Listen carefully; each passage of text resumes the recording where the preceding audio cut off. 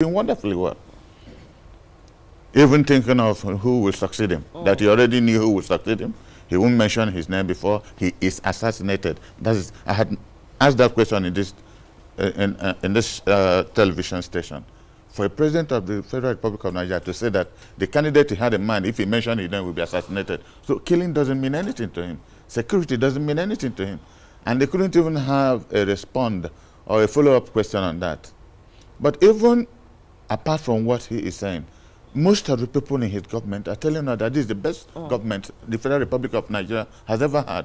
Recently, it was one senior advocate, lawyer with EFCC that they made a minister. He opened his mouth to say that this is the best government this country has ever had. And you wonder whether they are living in Dubai and don't know that they probably turned Nigeria into Dubai. And why wouldn't they say that when the president is sick, he jumps into a presidential jet and goes to London? His chairman of party, Buni, who was just recently changed, is sick, he goes to Dubai. So this is the best government Nigeria has ever had. So does it really matter to them? His wife, I hear, for the past 6 months or 7 months, lives permanently in Dubai. And I was wondering, do they spend Naira in Dubai? Or is she working? Or I can't explain what really is going on, other than to summarize it that we're passing through the failure of arrogance. And it is unfortunate that we have now approached, in 1 or 2 programs I've had here, I said, God, please, let us not get to the point of Afghanistan. I think we are visually passing Afghanistan with what is happening, attacking international airports, attacking railway stations, and people are abducted. The government can't even tell you the number of people who are missing, the number of people dead. The IG of police says this today. The Minister of Transportation says something else. But the Minister of Transportation, foolishly, is busy building a railway station from Katsina to somewhere in Shad. He knows the amount. He gets money for that. But the money to secure 100-something kilometers from Abuja to Kaduna, they can't do it. He applied for, he was not given. So he was saying it so you can see the sarcasm in his statement, like a desdicable attitude. And those who were abducted, really doesn't mean anything. He just said it. Nobody values life anymore. What he was trying to say when I listened to him was that, his colleagues stalled that particular appeal from going through. He said he wasn't looking for them to give him money. All he needed was an approval to go to wherever he can to get money to install security equipment that would solve this problem, and he was denied that. Isn't that a point to reckon with? That's his theory of convenience. And when you make up this theory of convenience when people are losing their lives, it makes a mockery of knowledge. People are dying, and still needs approval. The ones the president approves for them, do they run around to do that? The ones he's using to build University of Transport in Daura, do they run around to do that? Do they run around to do that? I'm tired of talking. My concern is because people are dying. People of all manner of people, Hausa, Igbo, Yoruba, Efik, everybody is dying. Because anybody could have been in that train. It could have been you, it could have been me. And you'll be praying God that this is the safest form of now traveling because you can't go on, on road transport. And then the train blows up. Or you enter into the airport in Kaduna, of all places. I was watching a program, about all the military establishments in Kaduna. And yet, the anger now is not that these things are happening, but the government is not doing anything. You do not have an expressive policy or statement or actions of people being arrested and actions being taken to forestall such problematic developments in future. You don't hear about it. So it is just business as usual.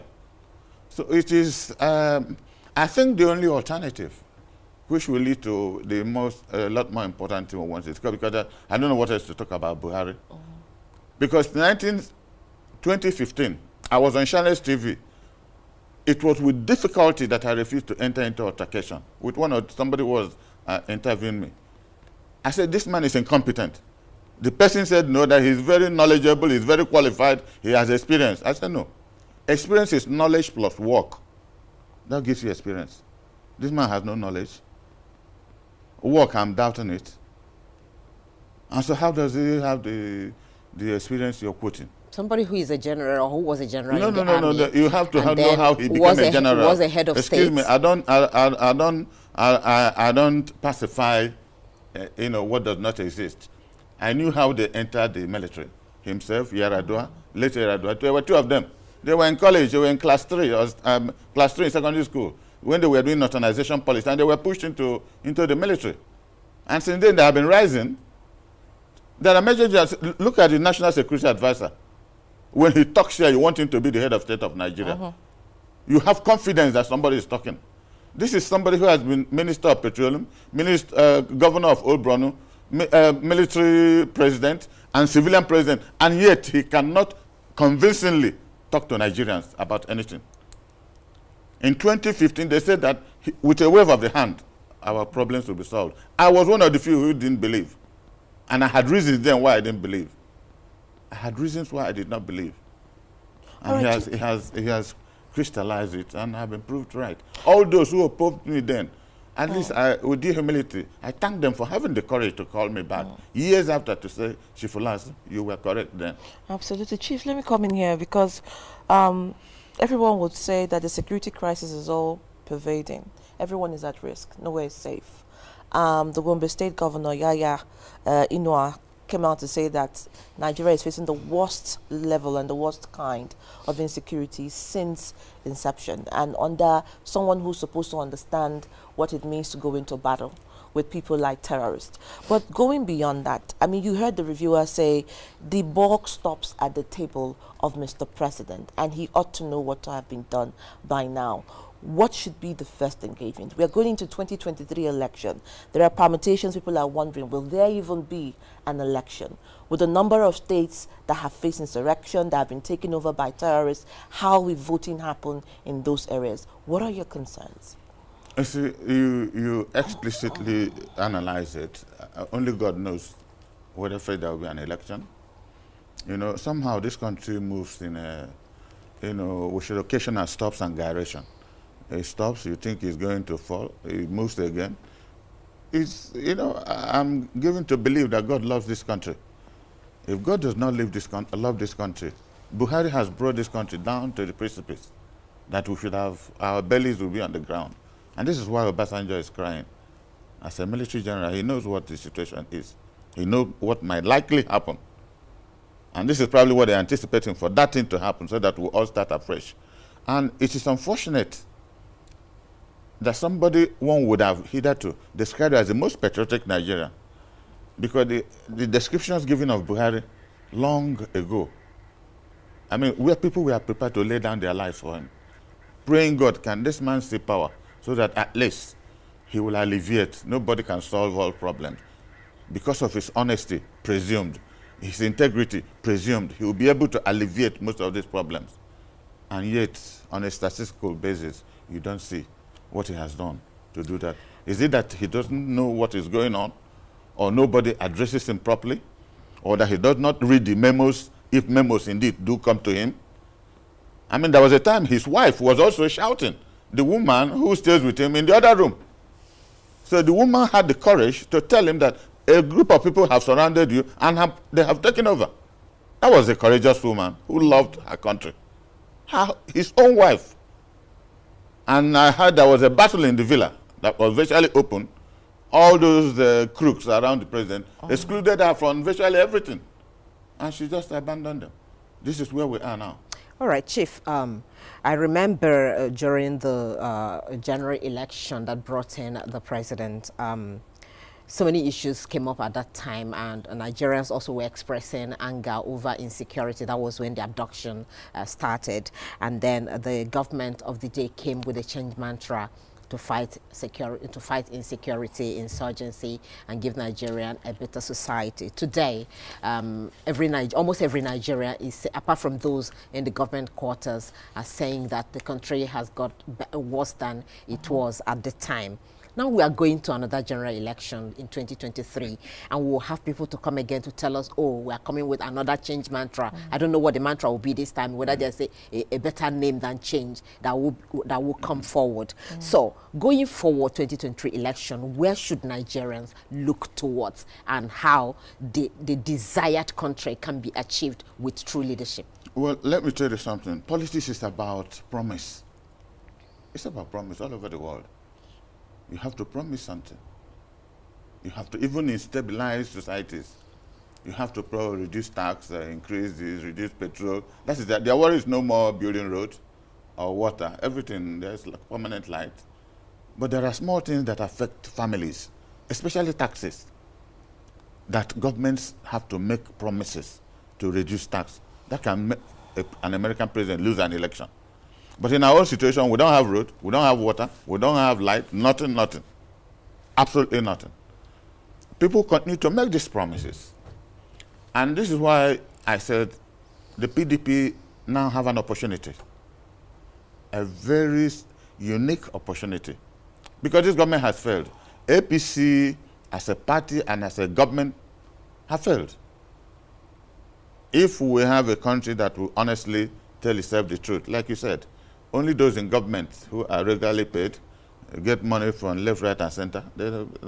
God is wonderful. For them, it is Hail Mary. For millions of Nigerians who are dying, you don't talk of those who can't pay school fees, doctors on strike, all our trained elites gone abroad, working abroad. It doesn't mean anything to them. Even I think it was the Minister of Labor who said we had so much doctors that they can afford to go and we would lose nothing. That's the same APC government.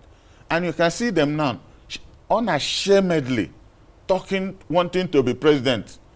I had the one in Kogi who hasn't managed the state, telling us the wonders he will perform that this president hasn't done.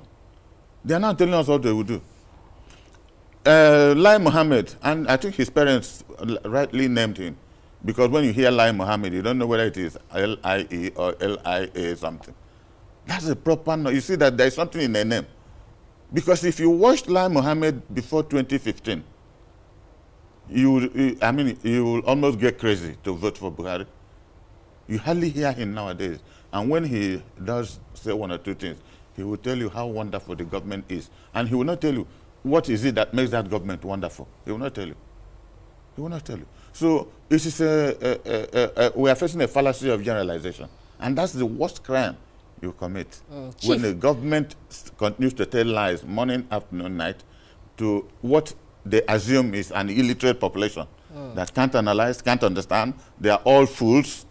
And they continue doing what they are doing. Now, some people are asking, if the PDP was that good, would the APC have come into power in the first place? The factors of changing power is a matter of propaganda. The factors of changing power is a matter of propaganda. I had said it once here. It's not just enough to have a president. You need a president with not just knowledge, he must have courage, and he must have reference of performance behind him. But most importantly, he must have courage. And that's the only thing Buhari has. But he's using his courage negatively. To be a president of the Federal Republic of Nigeria, you must have knowledge, which means you have to go to school. So that when a memo is written to you, you will understand the memo. You should be able to question a memo. You should be able to ask questions on a memo. If you don't do that, then you are not a leader. And you must have courage to want to take action on a particular problem facing your country. And a reference has to be made. Oh, he did this. He did this. I was asking a friend of mine, when Buhari was Minister of Petroleum, can they tell us one thing he did? When he was governor of Old Borno State, can they tell us one thing he did? When he was military president, I had said it once, I'm happy Babangida is still alive. Let Babangida tell Nigerians why they overthrew him. Why was it that under 18 months of that government, they overthrew him? Why? Abacha told me. I went to see Abacha with my brother and friend, Prince Atoeze, and I asked him this question pointedly. Why did you appoint this man, chairman of Petroleum Trust Fund? He said, Dan, I like you because of your courage to ask questions. And he said a lot of things which I won't discuss on television. So what I'm saying is that PDP has to get itself prepared without listening to any fallacy of statistical data. Because I've listened about zoning processes all over the place, you know.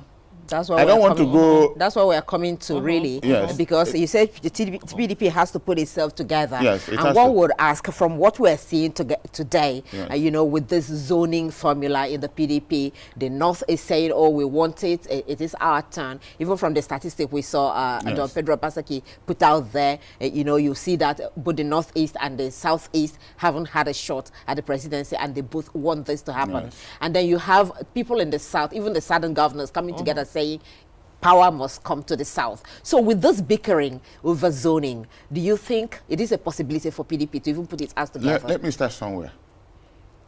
The Southern governors, not PDP governors, not APC governors, all Southern governors, before the two renegades removed themselves, the one in Abakaliki and Imo, came together, 3 different meetings, demanding for a Southern presidency.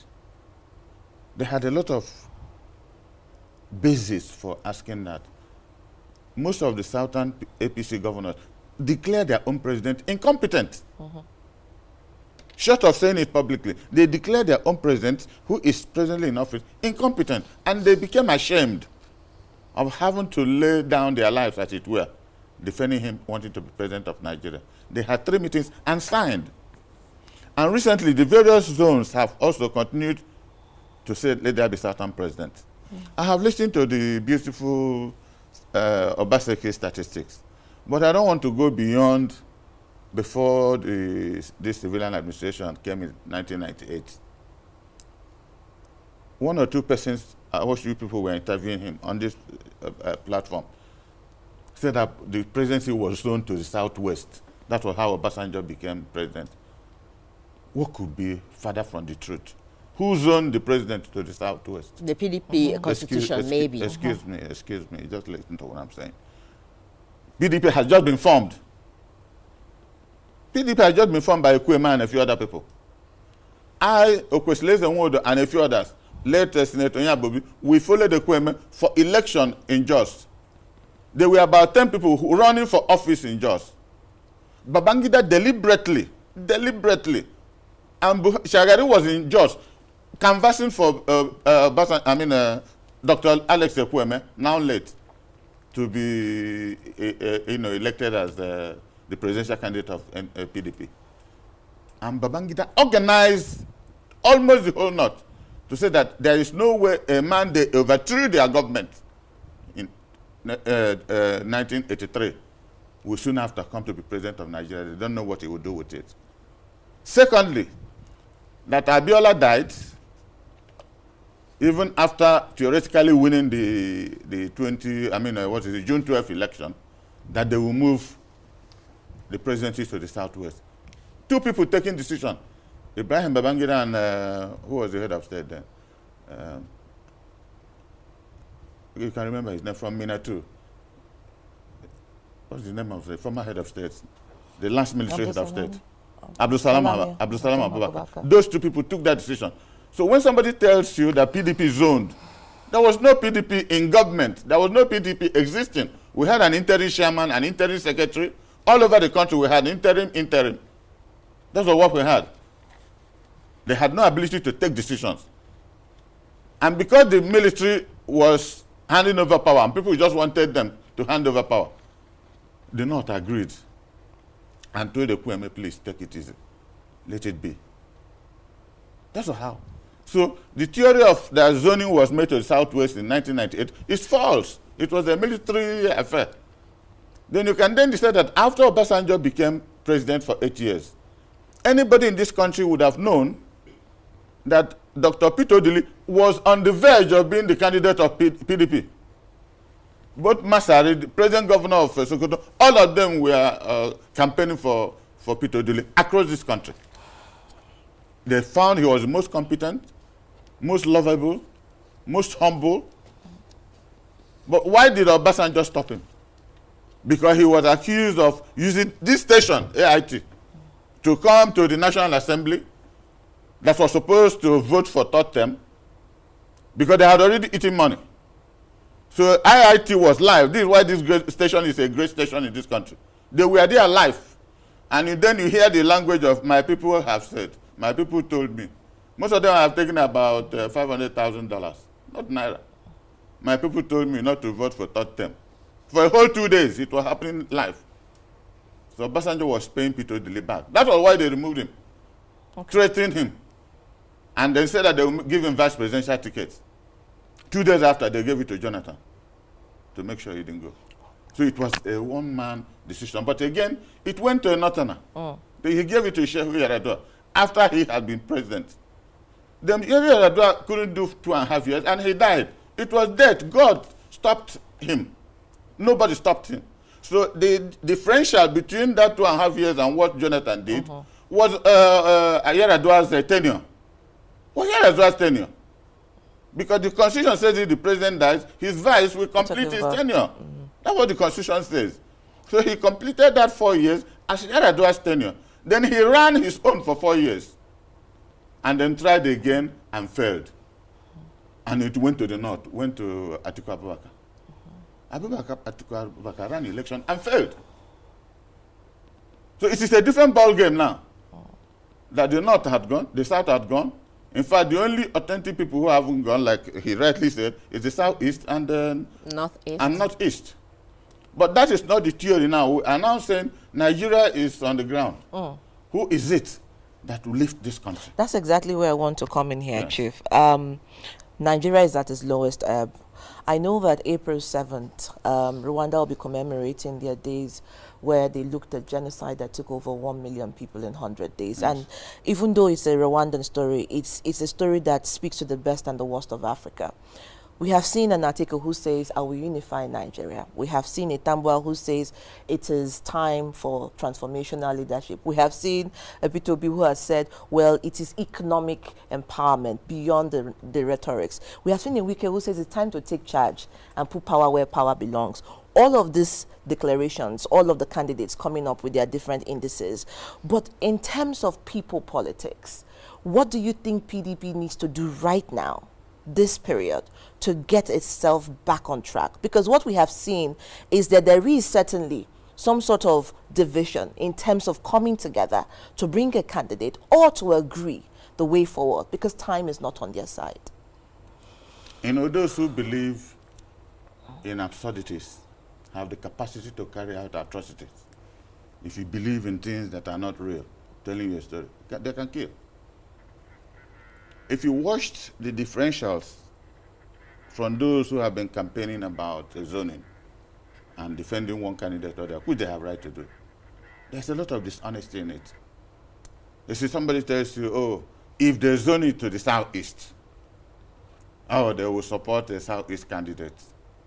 Just to have in mind to remove 1 or 2 persons they have in mind who may not be from the strict southeast. And I asked somebody yesterday, what is southeast? It's an Igbo-speaking area of Nigeria. He said yes. I said, how many Igbo-speaking areas do we have in Nigeria? And he turned and started looking at me. I said, we have the 5 core Igbo states. We have River State, where Igbos form more than 1.5, almost 2 senatorial districts. We have Delta State, where Igbos form 1.5 senatorial districts. And about 24, 25 years ago, Senator Rafu Wechwe from Ogwashu, who was the president of Ohaneze Ndigbo. About when Nyanwodo was president of Ohaneze, the present governor of River State appointed the Secretary General of Ohaneze from River State. So if anything is coming to the strict Nigerian president of Igbo extraction, the people in 5 Igbo states have a right to contest. The Igbos in River State have a right to contest. The Igbos in Delta State have a right to contest. They have a right. That is when you look at those who are making argument because they don't want Wike to come up. But they are not thinking the way both of you are thinking. Who is he? Who is that person who has the capacity to turn things around? We have witnessed in this country how emirs, sultan, all manner of persons, if other states do 5% of what Wike did in River State, this country will not be complaining. This country will not be complaining today.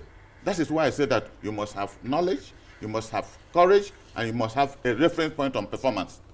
Most of the people talking about wanting to be president, we're not talking about chairman of local government.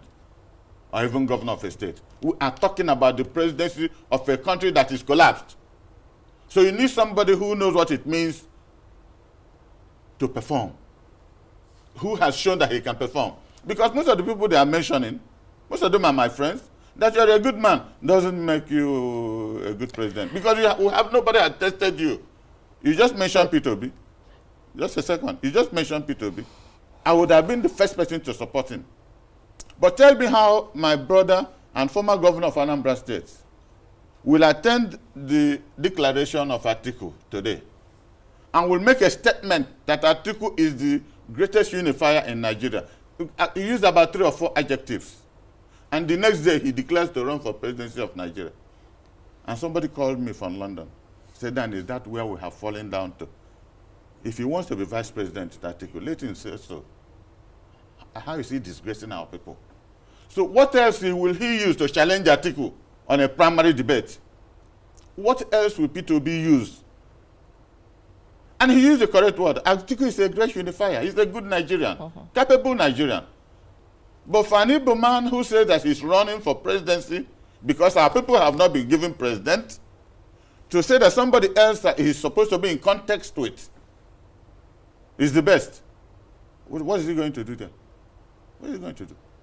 And there are a couple of them who have those shortcomings. So, okay, he was at the Atiku's declaration. He declared the next day, probably because nobody is sure of where the PDP wants to zone its presidency to at the moment, because there's a committee, set up by the PDP, which expectedly will be done with its job today and release, that zoning formula for the PDP. So, if that happens and I don't know. I don't want to preempt the committee, but what do you think should be done? Do you think at this point it should be thrown open, or a consensus should be, agreed to by the PDP as to who will bring Nigeria out of the dungeon? Out of the 37 members of that committee, I know at least 22, and I have not spoken with any of them, not one of them, and it's typical of me, because I said, if the party wanted to do a zoning process, they would have done it 2-3 months ago.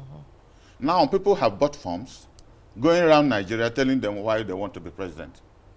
It would be naive on our part to zone off any part of this country at this point in time. It will be counterproductive, because it will encourage APC to take advantage of whatever divisions we will have in PDP, and then anything can happen. And if that advantage is taken and it works out for them, then the country will finally collapse.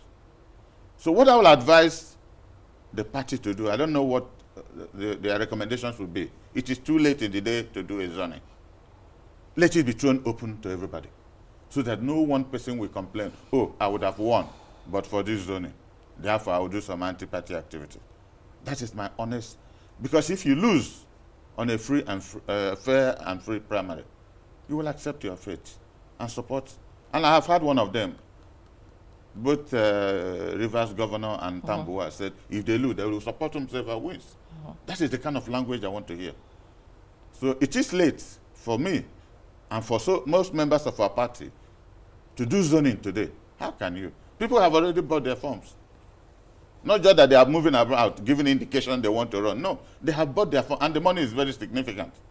And they're going around the country telling others why they want to be president of Nigeria. It will be short-sightedness to zone any part of this country off at this point in time. When you hear the PDP, stakeholders speak, I mean the candidates and some of the aspirants, they say that this is the best time than ever to return PDP back to power after almost 8 years out of office, having enjoyed 16 years. However, I hear you when they say whoever is chosen, we will throw our weight behind him. What if the happenstance that doesn't happen? What does this mean for PDP at the polls? And if PDP loses election in 2023, what is the fate in the post-PDP livelihood after election?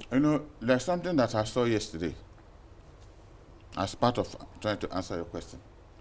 In 1984, former President, late Shehu Shagari, his 2 sons were involved in a fatal accident, and one of them died. Under 2 months of his, this same president, did a coup. An anti-democratic person did a coup and removed him from office. 2 months after that, late Chuba Kadibo, I live on the same street with him in Enugu. He just walked across to my house and said, Dan, you have to lead me to Sokoto. I mean, you have to accompany me to Sokoto. I said, to do what? He said, my boss just lost one of his sons in a motor accident. So somebody organized a plane. We flew to Sokoto. Unfortunately, we got to Sokoto. They said he had gone to Shagari village. So I went to Shagari village with Chuba. We spent about an hour and a half with him. And as we were trying to enter the car going, he let us out. He called Chuba. I said, Dan, come. I came out. He said, do we know why he lost his presidency? I said, no, sir. He said, to stop an Igbo man being president. I said that the way they operated, a Fulani is president of the Federal Republic of Nigeria, and the military did a coup to remove a Fulani man. Because Abacha and Babangida had no credibility, they had to go to Jos to get Muhammadu Buhari. He wasn't part of that coup.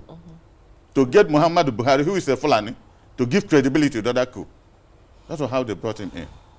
He said we should be very careful that he give us one advice. I want to say this because of what happened yesterday or 2 days ago. That the former Eastern region must come together as a bloc. If not, that the Igbos cannot make it. There is a lot of anger against your people because of the gifts of God has given you. Your progress, academic, business-wise. You have to recognize your limitations and reduce the areas, the frontiers of problems you have with your neighbors. That was why Igbos voted extensively for Jonathan when he came out. And 2 days ago, you would have seen that the governor of Enugu State and Abia State accompanied the Rivers governor to go around, especially to go to this thing, to go to Mina. They are two of the greatest Igbos that history will remember. Because this is not the time. What Igbos, on this your channel, I said, when I supported Soludo, I said the priority of Igbos today is to find 5 distinct Igbos with authenticity to come together and develop our place. A time will come for Igbo presidency. It must not be today. If it is not today, it will be tomorrow. Because the tendency now, if it is not me, as if you have no children that can take up. There are people, Igbos, who will take up. But let us amend the situation around the core Igbo area. We have problems which will ascertain out little by little. Once we establish good neighborliness, love with our immediate brothers, a time will come. Chief, what do you say to people who believe... You've not still answered my question pointedly, because which one? What I wanted to know was, with all of the permutations and all of these conversations from all the aspirants, if PDP does not emerge 2023 and they lose elections, post that election, what is the indices that they will still be together? Can I give you one guarantee? You know, you people, and I think it was you, when I was talking about Soludo, people asked me, how am I sure? I don't make analysis from beer parlor. A lot of people say, Dan, it's not possible. I said, I'm PDP. But looking at Anambra State, and from what I have in my mind about my people, that Soludo is a first-class material. And most of our people listened, and they voted for him. And he called me, I acknowledged it. But the governor, everybody, most people. One. And you have already heard what he's talking about. Calling on other governors to come together so that they can see the president and talk of Nnamdi Kanu's release. He had already started. This is what I call Igbo authenticity. I have asked the governor of Enugu State and that of Abia to ensure that between Imo, Abia, Enugu, and Ebonyi State, that we must have authentic Igbos that will take over. Let that charity begin at home, so that we are sure we don't have Fulani governors staying in our government houses. No, that's what we want to stop. If not, tell me why somebody like David Umahi, deputy chairman of party chairman, deputy governor, and you jump into APC. No crisis in your party, no division with us. Is that the person who will go to represent us? We don't want those kind of Igbos. No. If the kind of Igbos we are looking for, if they are not there today, we will wait for tomorrow. Tomorrow will never finish. If I die today, my children will be there. Your children will be there. It must not be me. This tendency of Igbo presidency, if it is not today, we will not die. Okay, so what even our situation is, we are doing better than any other part of this country. And I say it unapologetically because my people work hard. We work very hard. So everywhere we are, we develop that place. So you have not still answered Adora's question. I have answered her question. I have said that. What she's saying is, what I have said now is It is the way of diplomatic way of answering a question. if PDP does not zone, we will win election in 2023. If But it zones, if they zone, it will create internal strife, which might be difficult to mend before the election. So let everybody be allowed to run. If that person fails, he will know that he had a free and fair chance to be a candidate. wouldn't that make nonsense of the work of the committee, which is already working? Do you know on what the where to zone? committee will do? The committee will only make a recommendation for the National Executive to consider. The committee is not, it was set up. They have to look at all variables. They have to look at all variables. We have to speak. There are a lot of variables I have just mentioned. It's one of the most important ones to make sure we do not create an internal strife in the party. That's the only way we can win APC. So that if somebody loses a primary, he won't tell you if they didn't zone me out. And wonders would have happened. And because they zone me out, I will make sure my people won't vote for PDP. Then the problem begins. But if all the candidates, let them be 10, let them be 20, have opportunity to go and run and fail. You listen to those who, I was telling you here during Anambra election, people were on this your channel telling them how they will win 100%. So they didn't get 2,000 votes. So they didn't make 2,000 votes. And I said it here. Now forget about what people say in their mouth. I have been state chairman of NRC and PDP in Anambra State. With due humility, I know what is going on in my state and across this country. You know, I was telling you the other time, I had a tour of parts of this country and came back. I haven't said what I discussed with a lot of my colleagues. They are on the guard waiting because the North is complaining more than any other part of this country on the bad governance of this government. They are suffering more than any other part of this country. The North is in trouble. People are dying in their hundreds every day, and they are unrecorded because we don't have statistical efficiency. They are unrecorded. So they want a change. But like both of you rightly said, the PDP had to get this house in order. And the first thing we do to get our house in order to make sure we have a free and fair primary. And to have a free and fair primary, it is late in the day to zone off anybody. Let everybody go and run. All right. But what do you think, say about people who believe that, you know, what Nigeria is going through now is more of a divided country, which requires a unifier who can bring the people together, irrespective of the zone where the person comes from. And then others who are arguing that if you throw away zoning, like you're talking about, then you are jettisoning the constitution of the party. You see, man does not live by bread alone. To be a unifier is one good quality. It's only one quality. One out of so many. There are people who don't believe in Nigeria at all, in every part of this country, either because they are so hungry. And I use myself as an example. I was kidnapped on the 26th of September last year, and I have said it once. The young men who kidnapped me told me where they were coming from, and I don't want to mention it. They told me they had AK-47 rifles. When I told them, how can you do this? When I served as a major in Biafran Army, they stopped the vehicle about 10 o'clock, middle of the road. So, okay, did you serve in Biafran Army? I said, yes, as if we knew. We wouldn't have agreed on this project. And I wept. I said, why? Why are you doing what you are doing? He said, uncle, my mother sells akara, sells this, sells her dress to train me. I come out of school, 5 years going, 10 years going, no work, nothing. And somebody tells them that they can cash me, and they are paid 5 or 10 million. Don't you think that they will make sure their parents are alive? I wept. All I told them was, I know you will take my vehicle, but in my briefcase, there's money there. All right, if that will help you, please stop. Don't kill anybody. You know. So people have genuine reasons, negatively genuine, unfortunately, because in some cases people die. But you can see the level, just to tell you, the level of frustration in society of people coming home, looking at their mother, can't buy APC for their mother. Somebody can kill somebody else because of it. You know?